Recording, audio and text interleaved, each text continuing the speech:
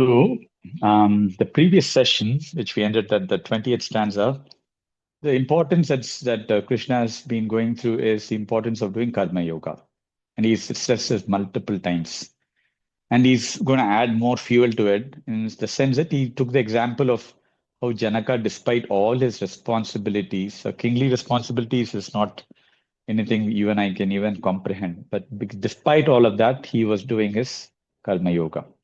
He says, like him, all of us should do. Then he goes on to the 21st verse. We will chant a few of these verses and then we'll go through them.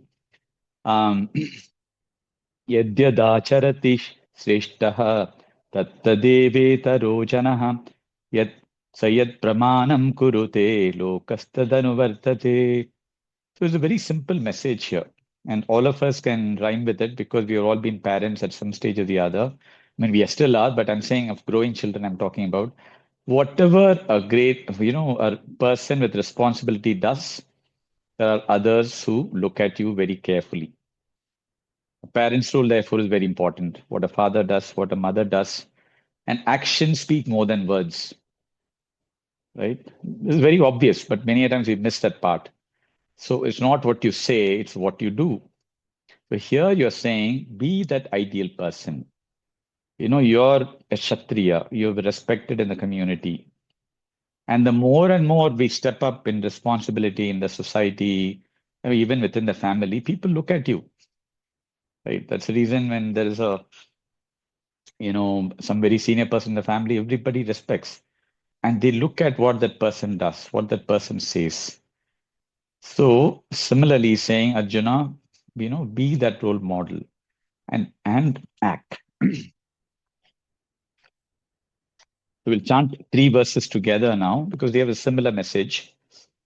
Name parthasti kartavya trishu lokeshu kinchana nanavaptamavaptavyam varta eva cha karmani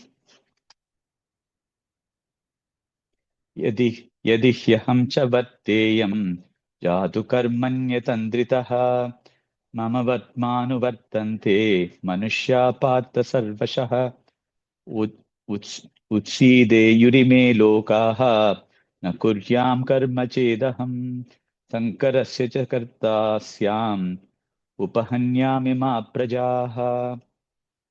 So here he talks about himself. So here, when he says he talks about himself, we have to look at it from multiple angles. Is it Krishna the body or the divine Krishna? We have to see it from both angles. So let's understand Krishna the body itself. So he says here, I do not have to do any duty at all in this world. So he's there. If you look at what he's saying here, he's coming from a divine angle. He's not looking at himself as a body. Because if it's a body, everybody has to do action. But the fact that he's evolved, he's a realized person, he's an avatara, he doesn't have to do anything. See, for us, it's the easiest to rhyme on this is with our guru or with all the gurus that have been, as part of our culture, right? They all worked. Right? Guruji has stressed so many times he sleeps hardly 3, 4 hours every night, days and nights together for such a long time. How he does it, nobody knows. But the fact is that he does not only he does that, he meditates. He tells people should meditate and he meditates. He does his kriya. He also does go to the gym. He does his workout.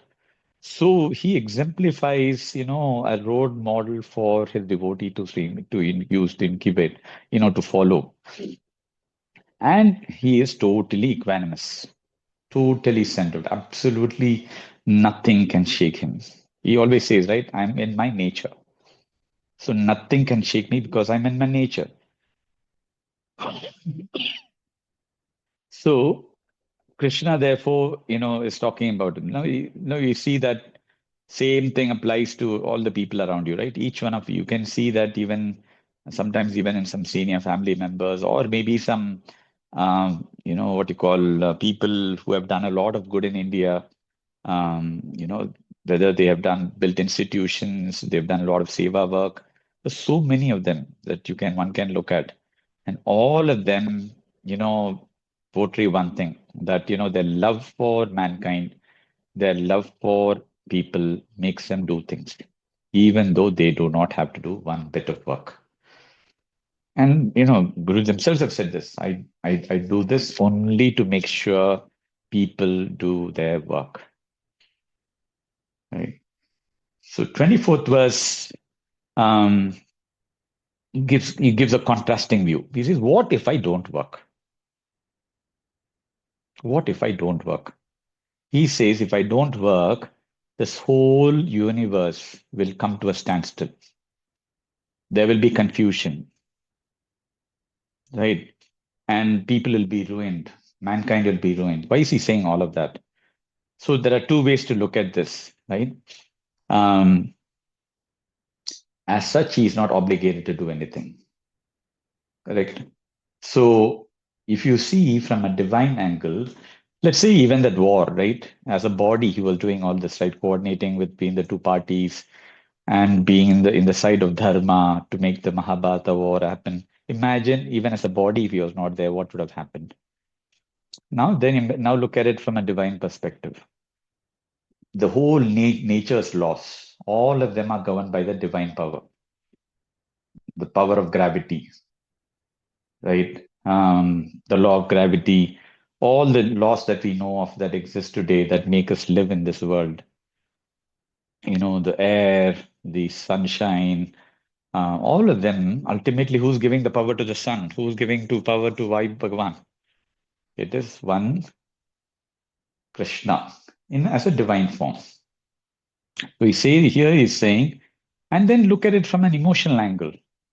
Your emotions, my emotions. Let's say that absolutely there's no control over it. It's all over the place. We'll be confused. There'll be suicides like anything happening because nobody is able to manage. Family will go for a toss, and people shouting at each other, etc. The whole and just think of it, if he was not there, what would happen? People who are supposed to do a particular work, they don't do their work. Let's say a skilled worker who's supposed to clean the drainage for your house, he doesn't come. Or maybe an electrician doesn't come, or you don't go to work, your business because, you're confused, whatever, right? Whole thing comes for a toss. He's therefore stressing everybody has got a role to play. That's the dharma that we've talked about before, and one has to follow it. So now he's going to touch upon two classes of people in the 25th and 26th verse. The 25th verse, he's going to talk about an ignorant person. And then in the 26th verse, he's going to touch upon what he refers to as a 27th verse, he's going to talk about a Mahatma. So we'll read these three verses. We'll come back to it.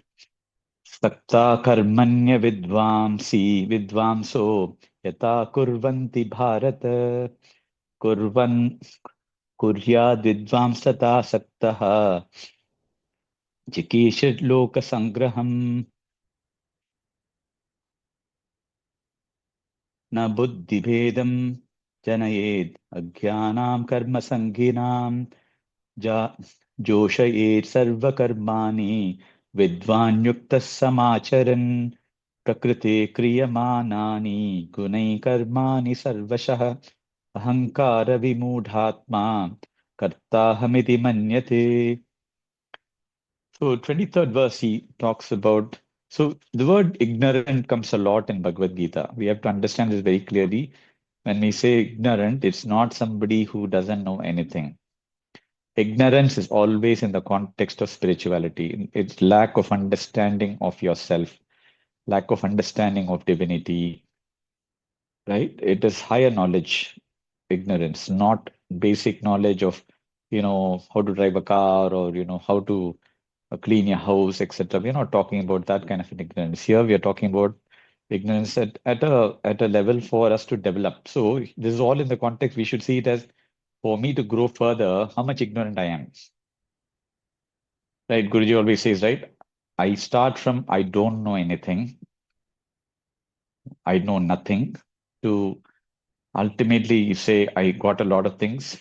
Your knowledge, you know things, and then you go back again to nothingness because even whatever you know is hardly anything. So that's the space we ought to be in. So I think it's good to be in a space of ignorance. it is not to say that we don't want to be in knowledge. It doesn't mean that if ignorant, I want to be in that state. I want to be in knowledge, but be cognizant of the fact that even whatever I know little is little, a tip of the iceberg. So here he says, an ignorant person is, is one who is caught up on attachment to action. Here, it's an interesting thing. Um, I think yesterday or the day before in the satsang also Guruji touched upon this particular topic. Somebody said, why should I be attached to action? Why not, etc. Right? So, so you can see this attachment in multiple angles. One is attachment to the fruits of that action. And clearly that is articulated in Bhagavad Gita. All gurus say this. Don't get caught up on what I should get. And if I don't get, I get depressed, etc., etc. Whatever is due for you will come. Right? Have that faith, have that belief. The second, so this is from this thing. Second thing is what action you do, how much are you getting attached to that? So let's say that sometimes, when I get an action, you have to ask yourself, where did that action propel from? Either somebody has told you to do this project for me. Now, who is that somebody who came told? And how is that you are the designated person to do it? That means somewhere there is a connection, of the divine saying, entrust this person to do the job for you. So should we feel grateful for that? So therefore, in the purpose for that action, the source of that action, be grateful, right? Be grateful for the action itself that you're able to do it. And then whatever results come, be also grateful for that. That prasada buddhi that we were talking about in the second chapter. All the three. If we are in that space, there's no karma at all. The moment I get attached to, oh, I'm, somebody include me, I think looks like I'm the deserving person to do it.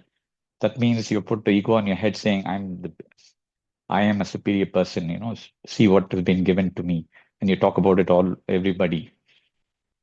That means you're attached to that action itself, let alone the result of that action. Just the fact that somebody's told you to do that action itself is gone into your head. Then comes what happens as a result. So if obviously if something, you feel boasted about the interesting of that action, that means you're also looking for a good result, success of that thing. So obviously you're caught upon the attachment to the results. So therefore it is one has to come out of it. So why is he saying all of this? If you link it back to the types of karma, right? Agami karma is a karma that is yet to even originate. That comes only with an action that is going to get triggered now. So I totally have the free will, if based on my mental energy and where I am, to make sure that I don't get any more agami karmas. I have enough dose of sanchita karma and prarabdha karma. Why do I need to take more loans? Now, this karma here doesn't, it can be good or bad also. There's nothing like karma means bad, right? There's good karma also. All of us are enjoying. All of us are able to eat well. All of us able to sleep well. That means we have done good karma, right? If somebody is not sleeping well, somebody is going through hardship, that means he or she is going through, bad karma, correct? So here the stress, therefore, is that he's saying don't get attached to the action in all ways. The source of the action itself, and the result of the action. And then he says here, the wise people to act without attachment. With what mentality? Welfare of the world. So here, this is where Guruji was saying yesterday, get attached to things that you're doing for a larger purpose. Absolutely okay. Because there, that will not come into your way. Let's say I want to do something like a big patashala. I want to, you know, do something like the people who did something in Ukraine war, right? Serving, taking all the hardships that was needed to serve people there. All of them, there's no concurrence of karma and there's no buildup of karma, and also you enjoy what you do. And you have so much of sense of satisfaction. So if you use your mind and energy and action for a larger purpose, and the larger purpose obviously towards society, not for yourself, there is no attachment. You do not incur any karmas. Hmm. And we used this example last week, right? In the class, one of the Swamijis, Swami Chinmayan, has given this example, a beautiful example, is wherein you say, you take a spoon of salt, and I put that spoon of salt in a small glass of water. Obviously, it'll be very, very salty. Put that same spoon of salt in a larger container, salty part is there, but it's slowly coming down. I put it into a bucket of water or a pond of water and taste that pond water, no trace of this thing. So as long as I'm caught up on small piddly things like that salt, and I'm doing small things right for myself, etc., which is a small glass of water, I will always be affected. If I keep the container high in terms of the space of that action or the reach of that action, obviously then that will not bother me, because there'll be, even if there's a salt, it will not come and bother me, because it's so, it's very nice example. We just have to internalize this particular thing, right? So, as Guruji said yesterday, or yesterday the day before, he said, get attached, but get attached to only things that are of a larger purpose. And the reason you need to get attached, why? Because that creates a passion, that creates enthusiasm to do something, right? And when you do something for a larger purpose, divine forces come and play, like the Yajna Bhava that we had talked about earlier in this chapter.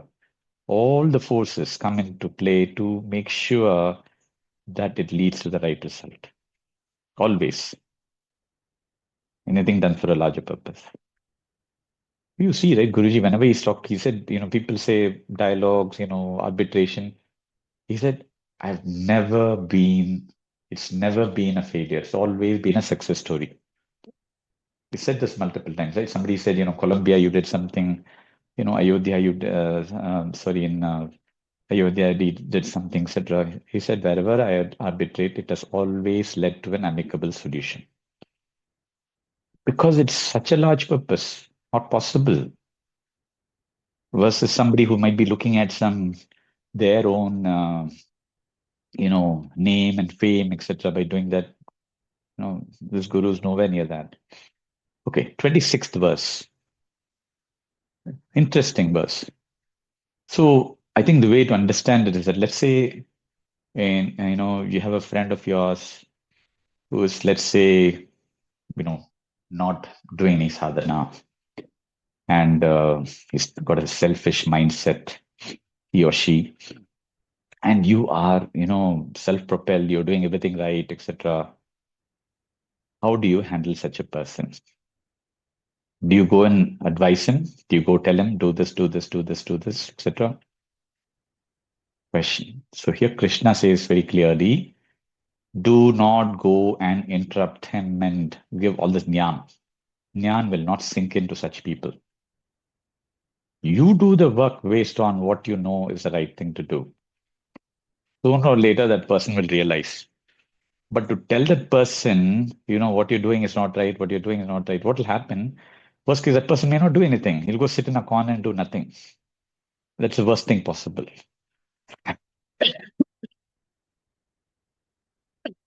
So what Krishna is saying is, he'd rather see people doing karma, even if it is not using karma yoga practices, even if it is selfish, it is better than not doing any work. It's a very, maybe a bit contradicting, but a very powerful word, right? Because many a times we see this happening, right? We see classes of people around us. It could be friends or within the family. Somebody's not doing something according to me. What should I do, etc. Right? It is action should speak more than words. The more we get into words, they will repel against you, and they may even stop coming to you. Ultimately, you want to be their guide over the long term. You just demonstrate it with your own actions. That's what he's referring to. So he says, do not condemn such people. either directly in front of them or even outside. Because they're doing some work now. Let them act. You know, there is a larger force, divine force, that is articulating everything. That's making sure sooner or later everyone has to get into spirituality. There's no question about it. You and I can't say when that is, but as Guruji has always said, when the right time comes, everybody will come to me. Okay, 27th verse, we'll chant it.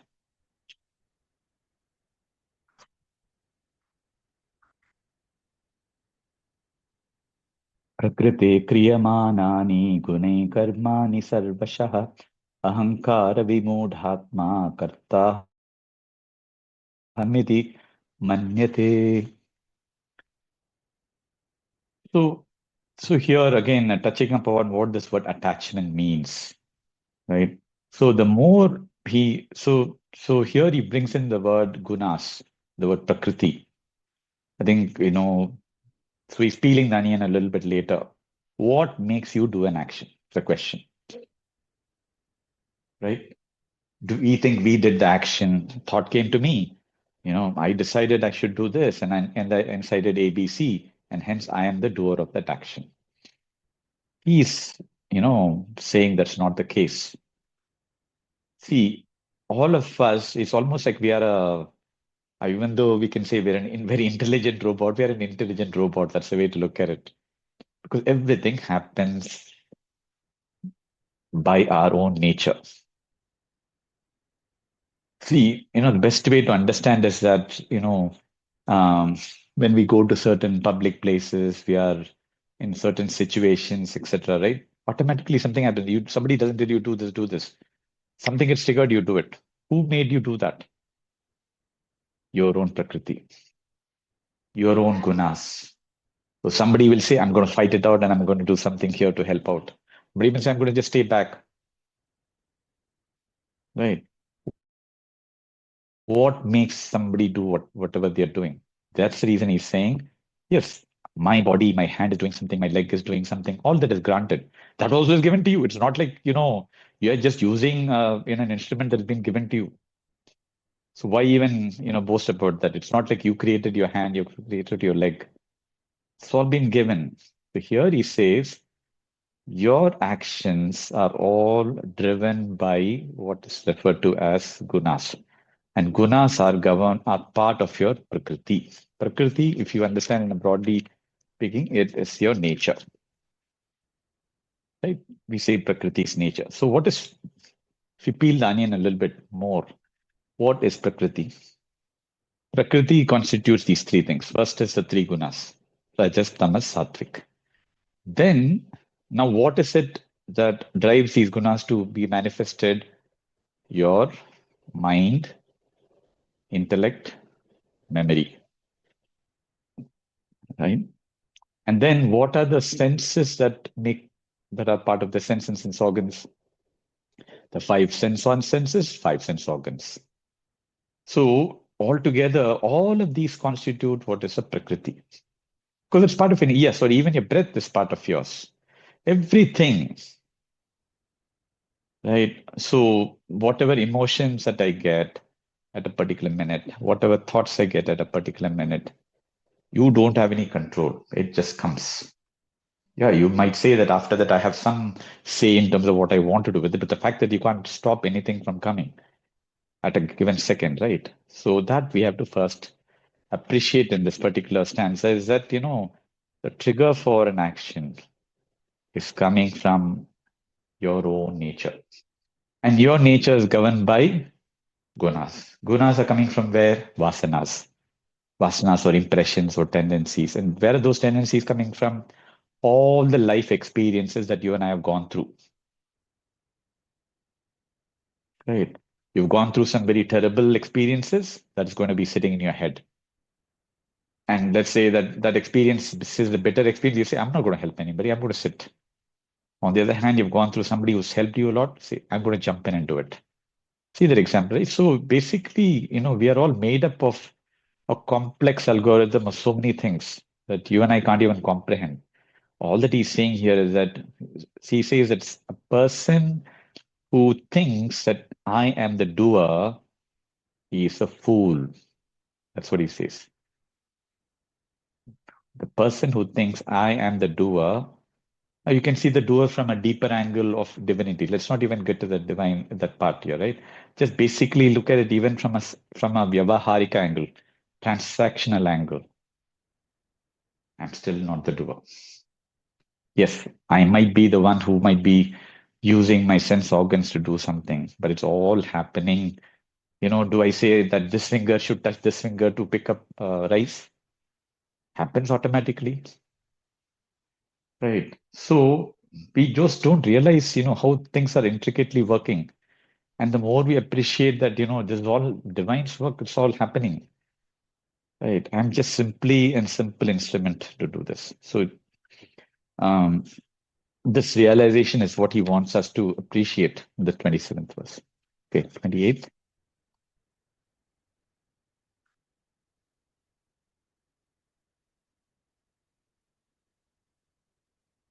Yeah, on that topic, just one other thing, right? We talked a little bit about the three karmas. I think I'm not touching a lot into detail on these three karmas. We can touch upon that a little later. But the only thing that we want to talk about, we said good karma and bad karma, right? Good karma is also, better than bad karma is what one would say. But at the end of the day, in spirituality, one has to go beyond even these two karmas. It is like saying, initially, I want both only punya, no papa. But punya also can be a burden. Punya also can sit in your head and say, I've done this, I'm good at this, I'm good at that. That also can take a negative spiral. So that's the reason in Vedanta and in spirituality, you go beyond all these Prakriti things. Go beyond the three gunas. Go beyond, the so-called Punya and Papa. Punya and Papa is for bachelor's degree people, students. If you want to get in, do good work. Study well, respect well, etc.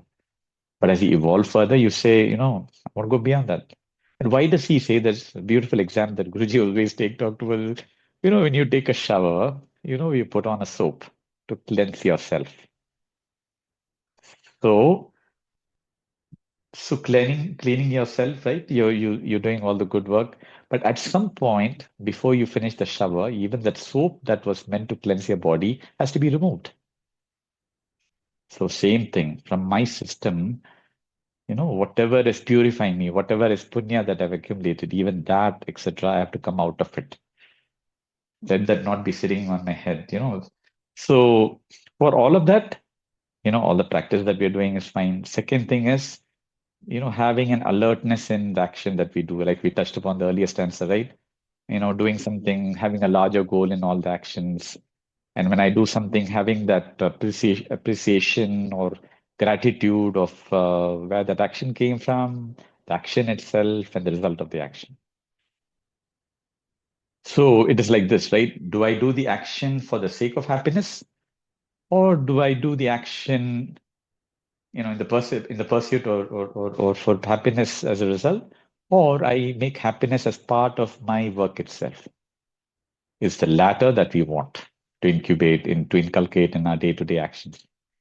Not looking at that as a burden, not looking at that as anything else in terms of what's going to come. I enjoy what I do 100%. So the word 100%, if you see, has got a lot of deep meaning. Yeah, one way to say 100% is doing, the best possible thing. What is that word called best? Being in the present moment, having a sense of appreciation of multiple things, and saying that I'll do whatever best. I mean, this whole thing is possible only because of a larger force. Having all that in the background, is what I look at 100%, to um, is coming under the word 100%. So, we'll go to the 28th verse, or yeah, yeah. तत्त्ववित्तु महाबाहो गुणकर्मविभागयोः गुणागुणेषु वर्तन्ते इति मत्वा न सज्जते. So here, beautiful, a lot of these are very, very deep verses, and a lot of things you have to see here. So here he's talking about the same Prakriti. Um, So if you see there's some words here, I'll probably refer to them here. Yeah. Tattvavit. Tattvavit means the person knower of truth. So who's a knower of truth? Obviously, a person who's been in knowledge, not only from a theoretical perspective, but who's experienced it through meditation and other things. Then he says, Mahabaho, oh mighty arm. Again, he's boosting the morale of Arjuna here. Guna karma vibhaga yoho. Right. So he says here, sense organs, building on the earlier stanza, sense organs are simply agent. You know, let's say we arrange a marriage function and say we're going to contract this to this person, etc. And then after that, you sit on the side and say, just witnessing the entire thing happening. That is what is happening here. So the more I appreciate, you see my hands, how beautifully they did something, drawing, or how beautifully I spoke in this particular, function. I don't even know how it came, but it all happened. So the more we look at these sense organs as simply as an instrument, as agents that divine has given to us, right? And know that the truth is ultimately there is a larger force that's governing everything, right? So, and he says that recognizes the guna guneshu vartante iti matvana sajjate. Recognize the fact that there is gunas working everywhere in making things happen through the sense organs. This is once you appreciate it, iti madvana sajjate, you do not get attached. That's what we talked about earlier, right? Looking at what type of action, larger, reach. Why do the action, which is what is referred to these things, appreciating that, so many things are happening by Prakriti. And that Prakriti is what?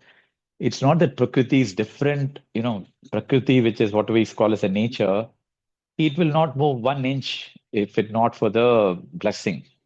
It is illumined by divine, right? I can't even blink my eye 1 second if not for the divine power that makes it happen, right? That, so linking the entire thing together, seeing the word of Prakriti that is doing everything, and behind that Prakriti, who's the ultimate power, those are the things that is referred to here.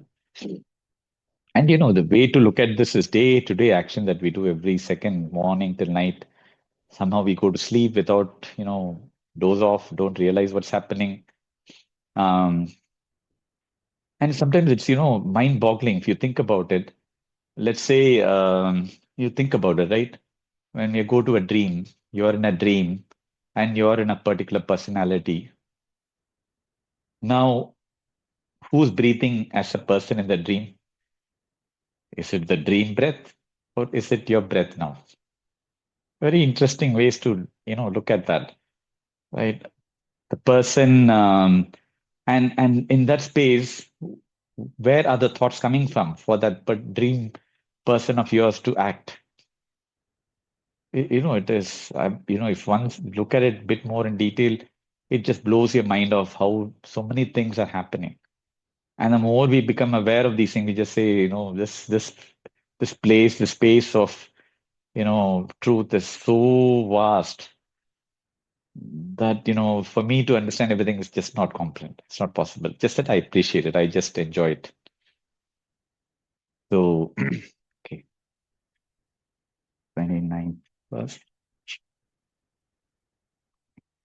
प्रकृते गुणसम्मूढाः सज्जन्ते गुणकर्मसु तान् कृष्णविदो मन्दान् कृष्णभिन्न विचालयेत्. Yeah. So he's going to build on these particular things. So he uses the word those who are deluded by the qualities of nature. What is the quality of nature?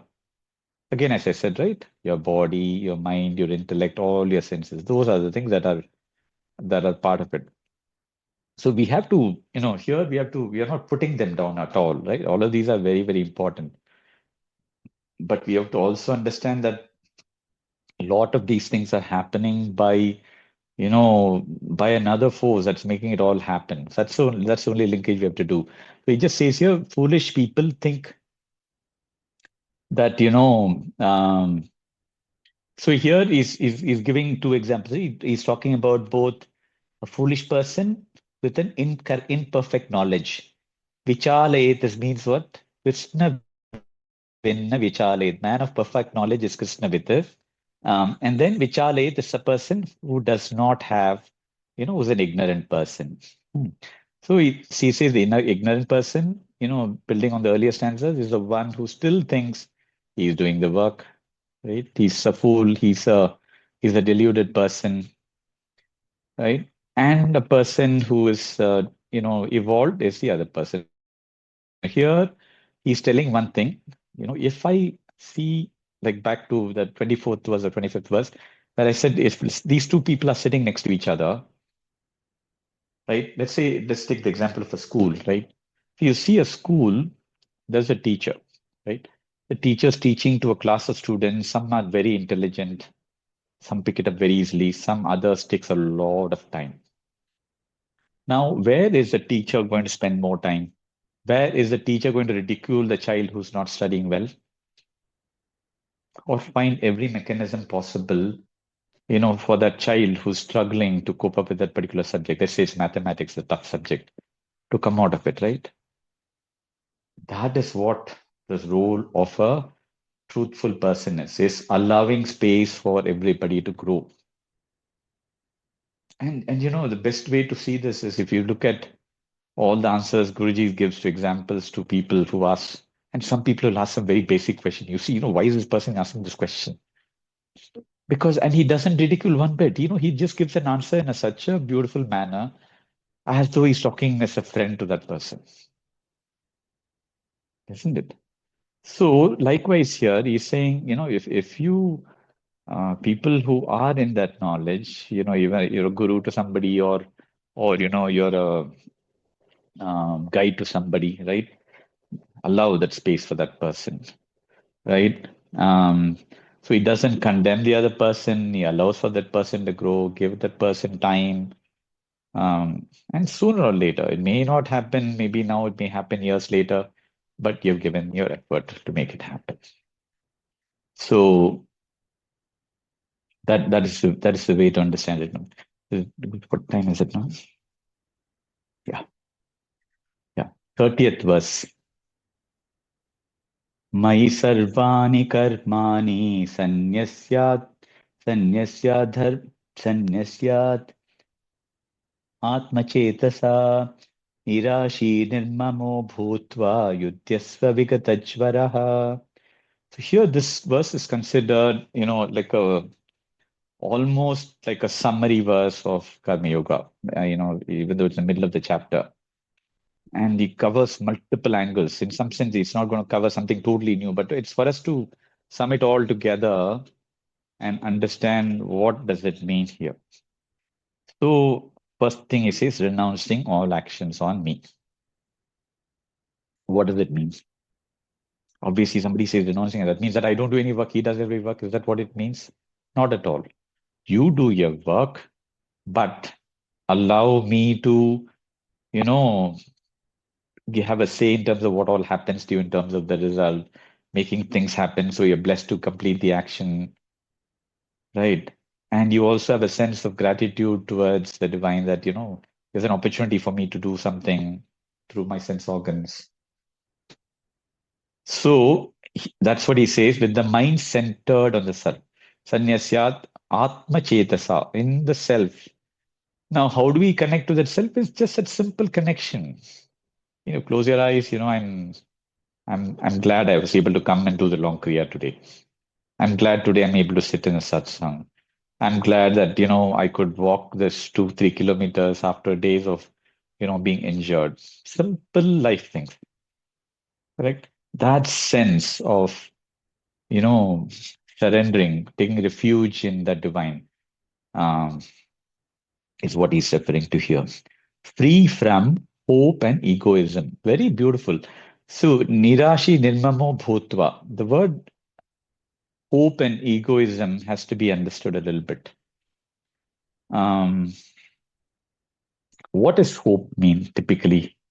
Right? We look at hope means, I'm going to start some endeavor. I hope it, completely successfully completes, isn't it? That's what, and there's nothing wrong with it. That's not what is meant here. Hope here means anxiety over the results of an action.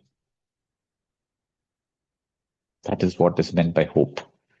It is not the hope that, that's the reason English doesn't give a true replication of the Sanskrit word. Never. So unless, you are able to dissect Sanskrit the way it is written, one can never understand certain stanzas because if you understand literally, say, this looks bogus, right? What is the way without hope? How can I work? It's not what it means. It just without, it just means here you're now looking at the anxiety of the future, right? Remember, past and present here. Future is always about fear of what is going to happen, anxiety of what's going to happen. So he says, leave that. Don't have the anxiety of the future. And then egoism. Where does ego come from? It's very interesting when you dissect these words. Ego comes from something that I've built over, my identity, my name and fame. It's all come from past experience, isn't it? Somewhere I put a stamp on myself. I'm very good or I'm no good.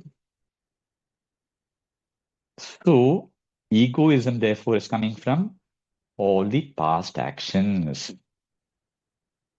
right? Either say I'm happy with whatever happened in the past, or I'm regretful of whatever I have, or I hate for whatever has happened. Things that we. So he says, don't get carried away by what's going to happen in the future, or by what would have transpired earlier. You and I cannot do anything about what has happened in the past, nor do I have any say what's going to happen in the future, other than doing my work full-heartedly in a karma yoga manner. Even then, but I have at least say in doing that, right? So therefore, he says here, be in the present moment. But even here in the present moment, he says, don't start analyzing, right? So sometimes even when I'm doing and I'm in the present moment and my mind goes, instead of planning, I'm off thinking about both these things. So rather than getting tossed, time and again remind yourself, I'm here now, right now. What should I do now? Right. So all of these we have learned also, right, in our courses, etc. So here is referring to the same thing. So even in the action, for me to be effective in doing an action, I have to be in the present moment.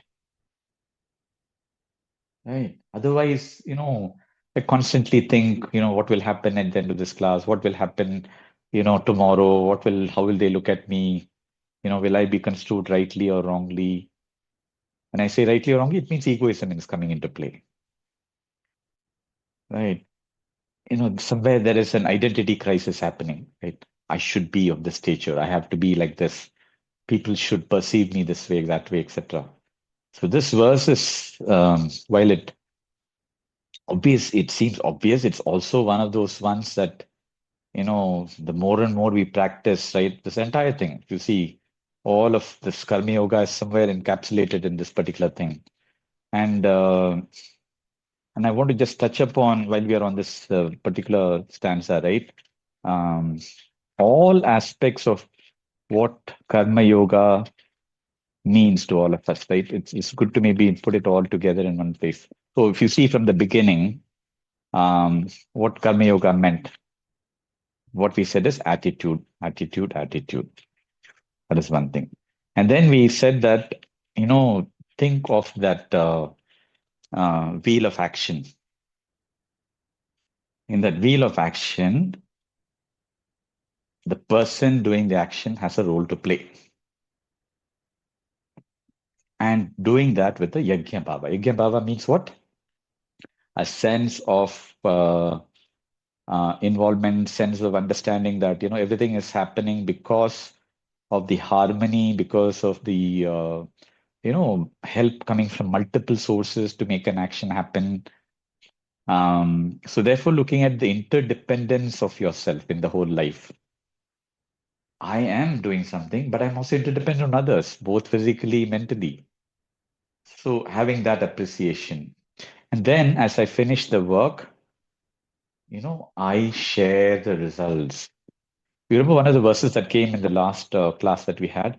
It says somebody who shares the result, shares the prasad before taking it himself, is a wise person. Remember that? I don't know if you remember that verse.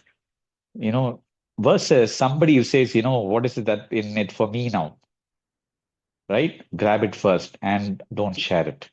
That first, second category of person is not a karma yoga person. The karma yoga person is someone who first shares everything. And the best way for us to look at this, that particular example is look in any household, right? The lady of the house typically will just, with a lot of love, serve everybody. At the end of it, all that would remain is one little piece of this here, that piece of there. And she'll happily have that without having regrets of the fact that, everything is gone. Because the love that she had in serving to others and putting a smile on their face is much more than the amount of food she gets to take it at the end of it. That mindset, right? That spirit of yajna, right? Is so prasada buddhi means what? Is that this is a prasad that has come from you. If it's come from you, it has to be shared. It is not meant for me. So giving, offering it to everybody, then taking your share of it at the end of it is what is covered. So yeah, and so and then the thing we talked about today, as far as the thing is thinking big in all actions, right? Even if it's a small action, right, that we do sometimes, um, it doesn't have to be we're all not building ashrams here and there, everything like that, right? But wherever possible in life, right, all Guruji always says, take something bigger goal. Don't always look at something for myself, something for my son, daughter, spouse, etc., etc. All that is fine. You have to do it as part of your duty. But have also something that has got a long-term goal. Maybe it might be for yourself, but that has to be something, over a year you want to do. Let's say you want to learn a particular chanting or you want to be in a knowledge for some particular topic, right? Like one of the discourses that Guruji has given, hear that whole thing, right? Yoga Vashishta, whatever it might be. Some goal like that, even if it is for yourself fulfilling, it is still a big goal because it has got a larger purpose. It is not to, you know, make myself happy, etc. You're doing it because you're saying this is the knowledge I want to be in, right? And you do it with that intent. So, mm, okay, all right. Let's go to the 31st verse here.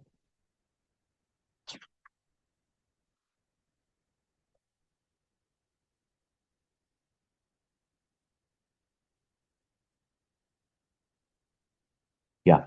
So we'll do 31st and 32nd together because they're coupled. Um, ये ये मे मतमिदं नित्यम् अनुतिष्ठन्ति मानवाः श्रद्धावन्तो न सूयन्तो मुच्यन्ते तेऽपि कर्मभिः ये त्वदेदभ्यसूयन्तो नानुतिष्ठन्ति मे मतम् विमूढात् विद्धि नष्टान चेतसः. So two sets of people that he refers to. 31st stanza as a person who is dedicated to practice the teachings, right? He has learned, he's been initiated in something, he or she, and he's doing with a full of faith without having any kind of a rejection. Oh, I'm not able to do this. This is not right. It's not for me, right? Those people, they are freed from actions. When he says freed from actions means what? Is that they are evolving. So in one of the earlier parts of this chapter, it'll come even in the next stand, it'll come in the next few chapters also. You know, if you look at our ashramas, right? We have um, We are in that family. What's that family ashrama called? Family. Then we go to, before you go to sannyasa ashrama, you go to vanaprastha. If you go to vanaprastha itself, your duties are not there. You're pretty much not doing actions. You reduce, and then you go to sannyasa ashrama in a true sense of doing all the actions that would do in a grihastha. Grihastha is what I was referring to. In a grihastha ashrama, right? Grihastha is full of actions. So in grihastha, you have to do all the actions. But as you progress, and this is not based upon, of course, we have done it based upon retired life, this, that, etc. Nothing like that, right? It's based upon one's evolution. So you're freed from actions, but you do not have to do any action. So if you look at anyone who has attended the Sanyam course, what did he start with? Cool down, calm down. Because we've been restless. Do this, run here, do that. Chill, right? Relax. All the time he says, relax, relax. It is not to say that we're not going to do any action, but it's allow a lot of room in your day-to-day life for this relaxation, doing nothing, being with yourself. That is what he's referring to here. On the other hand, a person who keeps complaining, 32nd verse, right, does not practice what he's been initiated on. He's deluded, he's confused, and also lacks discriminative power. He's not able to think right. Look at what he says at the end of it. Nashtana chetasaha. This person is destined or doomed for destruction. Just think of it, how the strong words Krishna uses here. And all of this, I think, is to give a slap to people, who don't regard, um, that the limited time that we are all here, and in the limited time, you've been entrusted with certain things, certain duties, certain, sadhanas that you have to do, and you don't do it. That is the kind of people. I always think of this, right? Guruji, in one of the many talks, he said this, the saints in those days, gurus in those days, very, very tough to deal with them. They'll make you go through tapas like anything, right?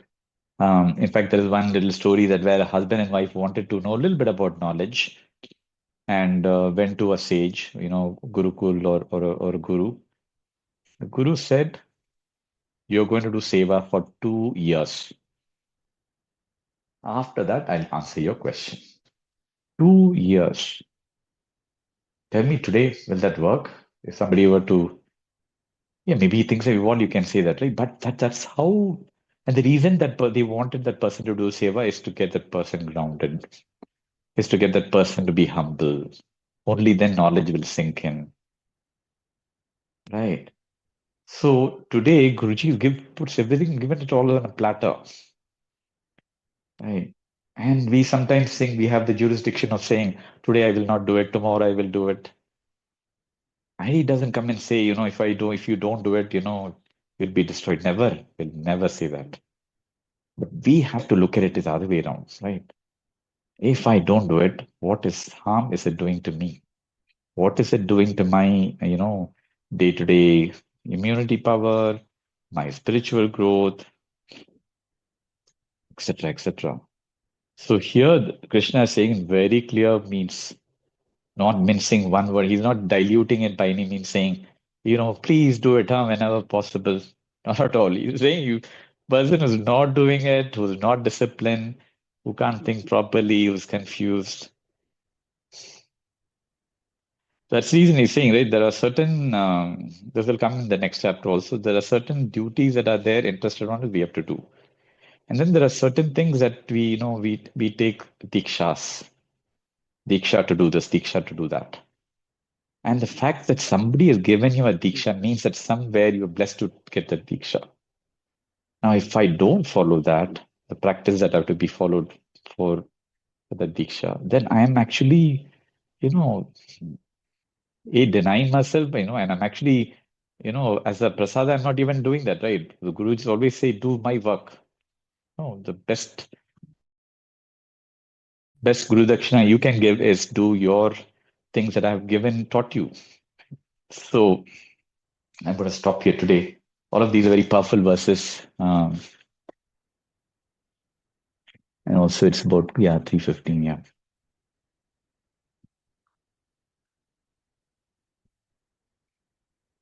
Would like to talk about it, share.